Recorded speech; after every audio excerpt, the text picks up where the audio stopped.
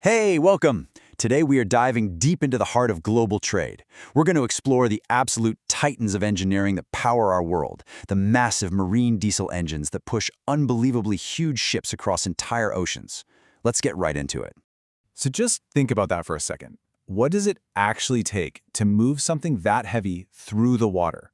It's not just about having a ton of power. It's about designing and building a machine that can survive some of the most brutal conditions on the planet, run nonstop for weeks, and do it all without guzzling too much fuel. It's a massive engineering puzzle.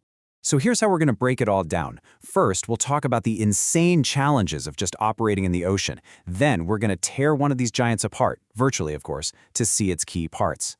After that, we'll get into how it all works with the classic four-stroke cycle, and finally, we'll check out the two-stroke engine, the real king of the cargo ship. Right, so before we get into the nuts and bolts, you really have to understand the job description here.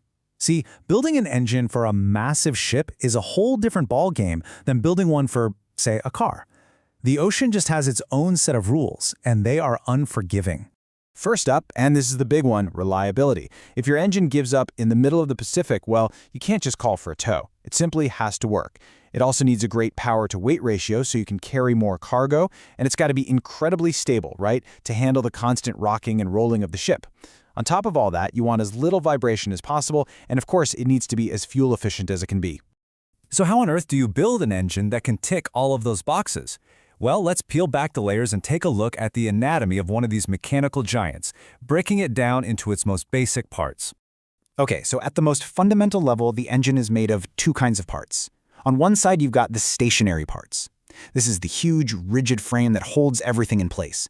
And on the other side, you've got the moving parts. This is the engine's heart, the components that are in constant, powerful motion.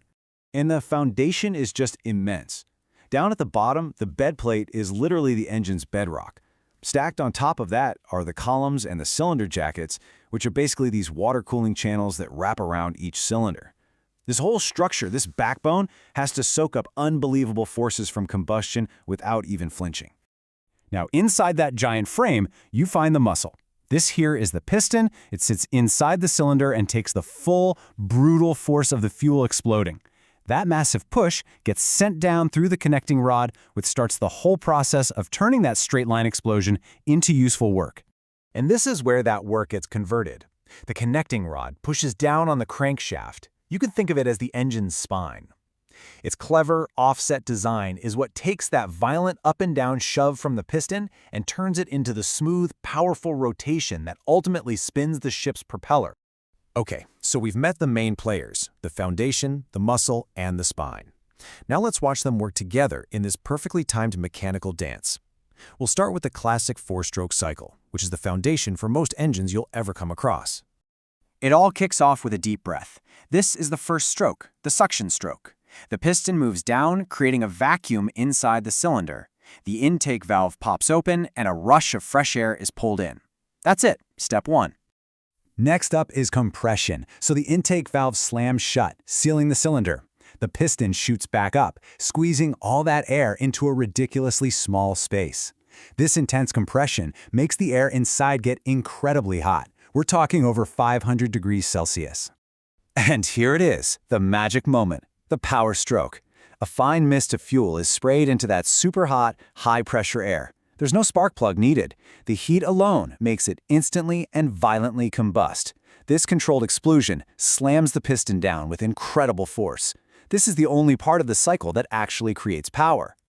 And finally, the engine needs to exhale. On this exhaust stroke, the piston moves back up one more time, but now the exhaust valve opens.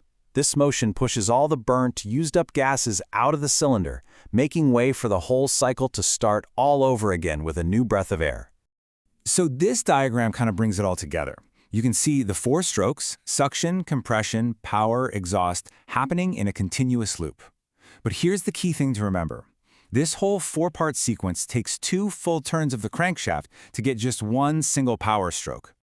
Now, 2 rotations for 1 power stroke is fine for a car, but when you're moving a 200,000-ton ship, you need relentless, massive torque. So the engineers had to ask, how can we get more power out of every single rotation? And the answer is a different, more powerful kind of engine, the two-stroke. So let's look at the differences, because they're pretty major. The big headline feature is right there at the top. A two-stroke engine gives you a power stroke on every single turn of the crankshaft.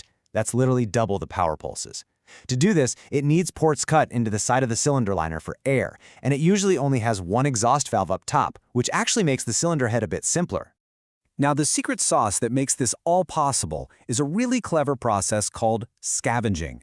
Instead of having separate strokes for intake and exhaust, the two-stroke does both at pretty much the same time. As the piston gets near the bottom, it uncovers these air ports. A blast of pressurized fresh air rushes in, and it acts like a gust of wind, blowing the old exhaust gases right out the top. It's an awesome shortcut. You can really see the difference in design in these images. Look at the two-stroke on the left. You can see those air inlet ports down the side of the cylinder. It makes for a taller but mechanically simpler engine. Now look at the four-stroke on the right. It's more compact, sure, but notice how much more complex that cylinder head is at the top, having to manage both intake and exhaust valves. This is exactly why two-stroke engines, with their constant power and simpler design, absolutely rule the world of giant cargo ships. So there you have it.